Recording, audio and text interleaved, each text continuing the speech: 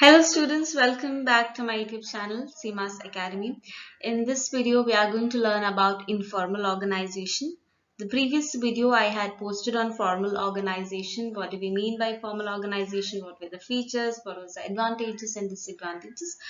So in this video, we are going to learn what is an informal organization, what are the features of it, advantages and disadvantages. Now, interaction among people gives rise to a network of social relationships in the organization, which is called as informal organization. So, we know that an organization is nothing but a group of people working towards a common objective or a common goal of the enterprise. Now, who are these group of people? These group of people come from the society, from the various sections of the society. So there are different categories of people. There are males, there are females, there are people with different attitudes, different behavior, okay, different backgrounds, emotions.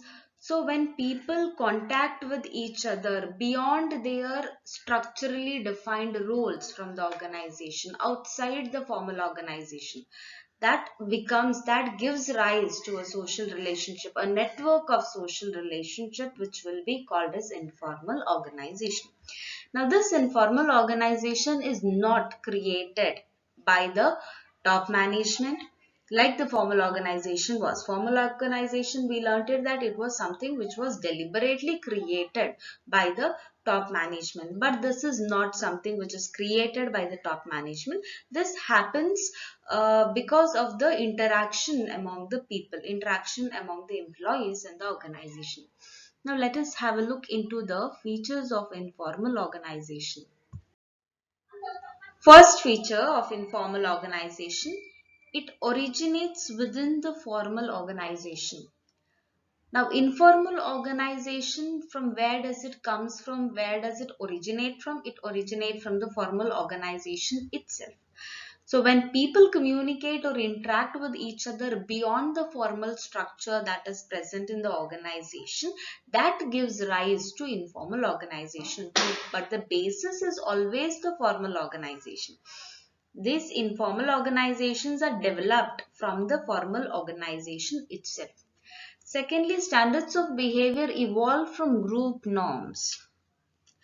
Now, which means if you are in a group who is very active, who is very talkative, or who take part in all the functions and events of an organization, if you are in that group, which means that you are also that sort of a person. That is why you are in that group.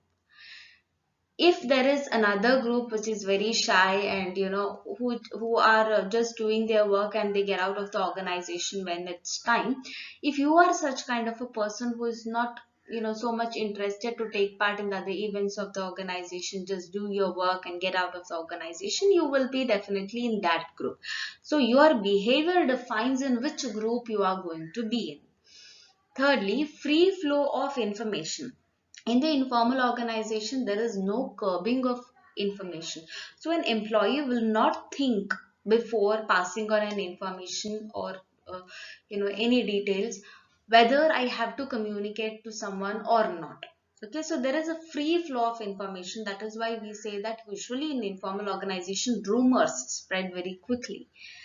Lastly, it emerges spontaneously. So nobody is forcing you to be in one particular group in an organization. The management does not say that you being an employee should be in this group only or that group only. Okay, so it is not a deliberate effort of the management. This is emerging just spontaneously because of your interaction with the person, and your behavior, your standards of behavior decide in which group you are going to be.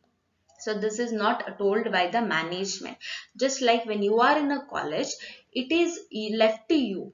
You decide which group you want to be, to with whom you want to make friends. Okay, that is something which is decided by yourself.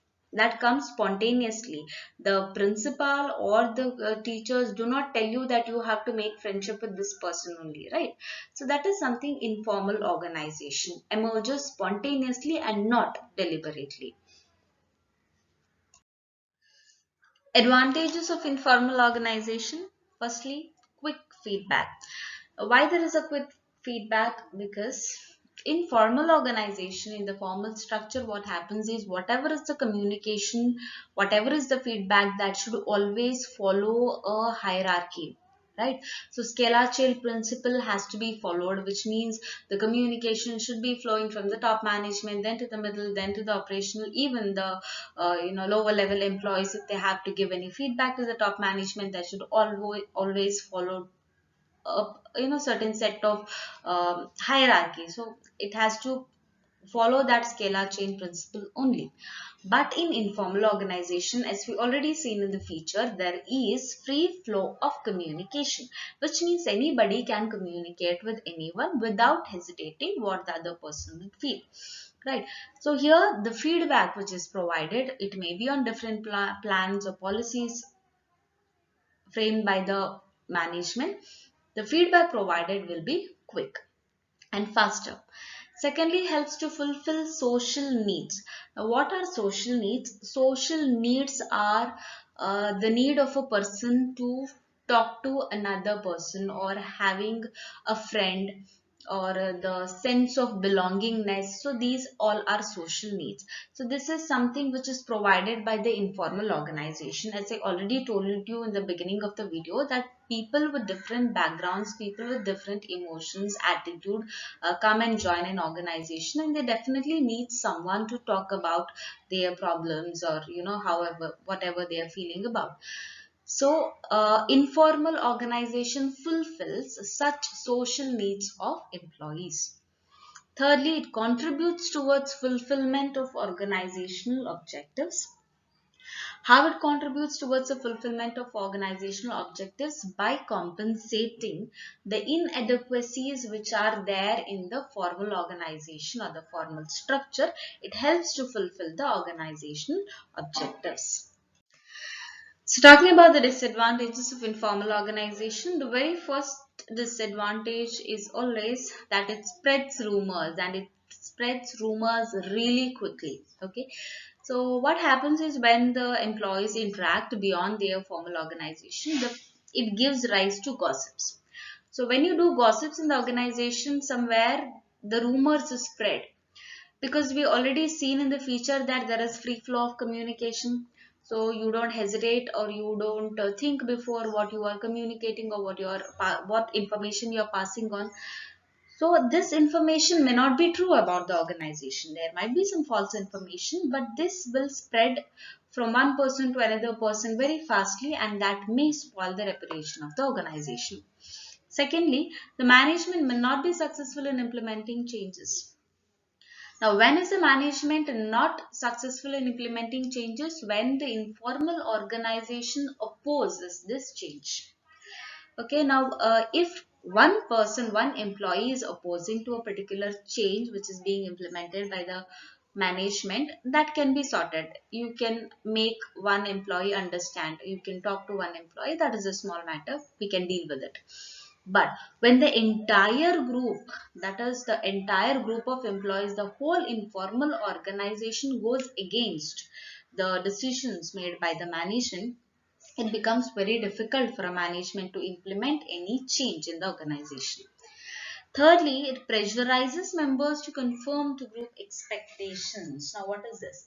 See, I have told you that the standards of behavior evolve from the group norms, which means you are in a particular group in an organization because your behavior somewhere resonates or matches to that particular group. Okay. Now, let us take an example that you are in one group which is completely against some decision of an organization, and they are going on a strike. Okay, so this group is going on a strike, and you being a part of that group, that informal organization group, but somewhere in your heart, you know that it is not right to go on a strike against the management, and you don't want to be the part of that strike.